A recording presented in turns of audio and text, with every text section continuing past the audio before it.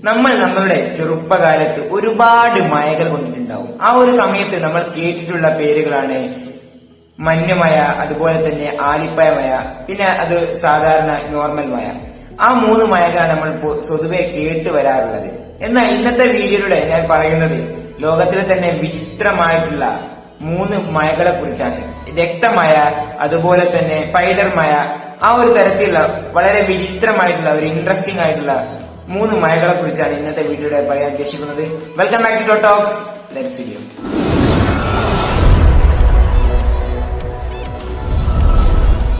നമ്മുടെ ലിസ്റ്റിലെ ഒന്നാമത്തെ മഴ എന്ന് പറയുന്നത് സ്പൈഡർ മഴ. സ്പൈഡർ മഴ എന്ന് പറഞ്ഞാൽ ചിലന്തി മഴ. അപ്പോ എല്ലാവരുടെയും മൈൻഡ് ഒന്ന് മാറിയിട്ടുണ്ടാവും, എങ്ങനെയാണ് ഈ ചിലന്തി മഴ അല്ലെങ്കിൽ എട്ടുകാലി മഴ പെയ്യുക എന്നത്. ഇവരെല്ലാവരും കൂടി ഭൂമിയിൽ നിന്നും ആകാശത്തേക്ക് പോയിട്ട് സുപ്രഭാതത്തിൽ മഴ പോലെ പെയ്യുകയാണെന്ന് നിങ്ങൾ വിചാരിക്കുന്നുണ്ടാവും. ആ ഒരു രീതിയിലൊന്നുമല്ല. ഈ ഒരു മഴ പെയ്തിട്ടുള്ളത് ഓസ്ട്രേലിയയിലാണ്. അതുപോലെ തന്നെ അമേരിക്കയും യുകെയിലൊക്കെ ഇത്തരത്തിലുള്ള മഴകൾ പെയ്തിട്ടുണ്ടെന്ന് പറയപ്പെടുന്നുണ്ട്.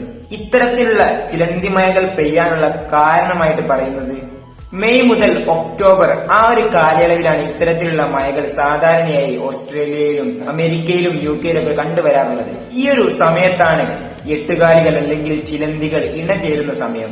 അതുകൊണ്ട് തന്നെ ഒരുപാട് ചിലന്തികൾ കുന്നിൻ മുകളിലും മലച്ചെരിവുകളിലൊക്കെ ഉയർന്ന പർവ്വതത്തിന് മുകളിലൊക്കെ കൂട്ടം കൂടി നിൽക്കുകയും വളരെയധികം തിങ്ങി താമസിക്കുന്ന ഒരു സമയം കൂടിയാണിത്. അതുപോലെ തന്നെ ഈ മെയ് ഒക്ടോബർ ഈ ഒരു കാലഘട്ടത്തിലാണ് ആ ഒരു പ്രദേശത്ത് വളരെയധികം ശക്തമായ കാറ്റും അടിക്കുന്നത്.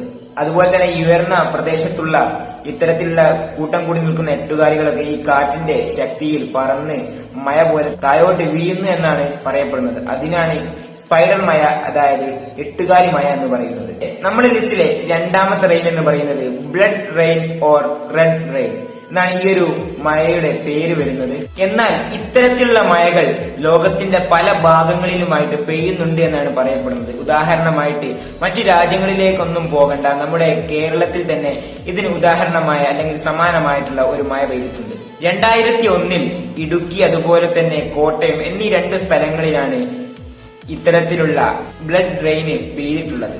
2001 കാലഘട്ടത്തിൽ ജൂലൈ, സെപ്റ്റംബർ ആ ഒരു കാലഘട്ടത്തിലാണ് ഇത്തരത്തിലുള്ള റെഡ് റെയിൻ അല്ലെങ്കിൽ ബ്ലഡ് റെയിൻ പെയ്തിട്ടുള്ളത്. ഈ ഒരു മഴ പെയ്ത സമയത്ത് ഇതിന്റെ ഫോട്ടോസും അതുപോലെ തന്നെ ഇത് കെട്ടി നിൽക്കുന്ന ഭാഗങ്ങളൊക്കെ കണ്ടു കഴിഞ്ഞാൽ ശരിക്കും ഒരു ചോര മഴ പെയ്ത പോലെയാണ് ഇത് കാണാൻ കഴിയുന്നത്. ഇതിന്റെ കാരണം ആ ഒരു കാലഘട്ടത്തിൽ പല പഠനങ്ങൾ നടത്തിയപ്പോൾ യാതൊരു ഫലവും ആ ഒരു പഠനത്തിൽ ഉണ്ടായിരുന്നില്ല. എന്നാൽ 2013 കാലഘട്ടമായപ്പോൾ അതിനെക്കുറിച്ച് കൂടുതലായി പഠിച്ച സമയത്താണ് കണ്ടെത്തിയത് ട്രെൻഡ് ഫ്രെഡി അനലറ്റി എന്ന് പറയുന്ന ഒരു വസ്തു അന്തരീക്ഷത്തിൽ ഉണ്ടായതുകൊണ്ടാണ് ഇത്തരത്തിലുള്ള മഴയ്ക്ക് കാരണമായതെന്ന് പറയുന്നുണ്ട്. അതുപോലെ തന്നെ ഓസ്ട്രേലിയൻ തീരങ്ങളിലുള്ള ചുവപ്പ് കളറിലുള്ള മേഘങ്ങൾ കേരളത്തിലേക്ക് വന്ന് ആ ഒരു രീതിയിൽ മഴ പെയ്തിട്ടുണ്ട് എന്നും പറയപ്പെടുന്നുണ്ട്.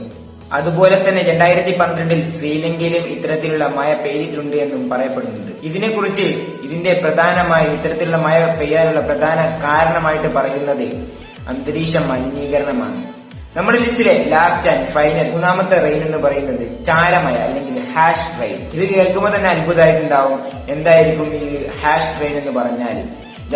ഇത് ആകാശത്ത് പോയാലും ഇത്തരത്തിലുള്ള ചാരങ്ങളെ ലോറിയിൽ കൊണ്ടുപോയി തട്ടിയതൊന്നുമല്ല. 2014 ഇന്തോനേഷ്യയിലാണ് ഈ ഒരു സംഭവം നടക്കുന്നത്. ഇന്തോനേഷ്യയെ കുറിച്ച് പറയുകയാണെങ്കിൽ വളരെയധികം പ്രകൃതി മനോഹരമായിട്ടുള്ള ഒരു സ്ഥലമാണ് ഇന്തോനേഷ്യ. അതുപോലെ തന്നെ പ്രകൃതിയുടെ ഒരുപാട് വികൃതികളുമുള്ള സ്ഥലവും കൂടിയാണ് ഇന്തോനേഷ്യ. അവിടെ 130ലധികം അഗ്നിപർവ്വതങ്ങൾ കാണപ്പെടുന്നുണ്ട് എന്നും പറയുന്നുണ്ട്.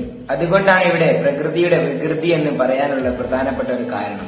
ഇവിടെ 2013 ഒരു അഗ്നിപർവ്വത സ്ഫോടനം ഉണ്ടായിരുന്നു. കാരണമായതുകൊണ്ട് തന്നെ അവിടെ ഉണ്ടായിരുന്ന ഒരുപാട് ചാരങ്ങൾ അന്തരീക്ഷത്തിലേക്ക് പറന്നുയരുകയും അത് ഒരു വർഷത്തിനു ശേഷം മേഘമായി രൂപീകൃതമാവുകയും അത് ഒരു സുപ്രഭാതത്തിൽ മഴയായി പെയ്യുകയാണ് ചെയ്തത്. അതുപോലെയുള്ള ഇത്തരത്തിലുള്ള ഈ മൂന്ന് മഴ മാത്രമല്ല വിചിത്രമായതുള്ളത്. ഒരുപാട് വിചിത്രമായ മഴകൾ ഇന്ന് ലോകത്ത് നടന്നിട്ടുണ്ട്. അതിനെക്കുറിച്ചൊക്കെ വിശദമായിട്ട് നമുക്ക് പിന്നീട് ഒരു വീഡിയോയിൽ സംസാരിക്കാം. അത്തരത്തിലുള്ള ഇനി വിചിത്രമായ മഴകളെ കുറിച്ച് വേണമെന്ന് താല്പര്യമുണ്ടെങ്കിൽ ജസ്റ്റ് ഒന്ന് കമന്റ് ചെയ്യാം. നമ്മൾ ഈ വീഡിയോയുടെ ജസ്റ്റ് വൈൻഡപ്പ് ചെയ്യാൻ വീഡിയോ ഇഷ്ടപ്പെട്ടാൽ ഒന്ന് ലൈക്ക് ചെയ്യുക. അതുപോലെ നിങ്ങളുടെ അഭിപ്രായങ്ങളും നിർദ്ദേശങ്ങളും താഴെ കമന്റ് ചെയ്യുക. പിന്നെ നിങ്ങൾ മറ്റുള്ളവരിലേക്ക് ഒന്ന് ജസ്റ്റ് ഒന്ന് ഷെയർ ചെയ്ത് കൊടുക്കുക. പിന്നെ സബ്സ്ക്രൈബ് ചെയ്യുക.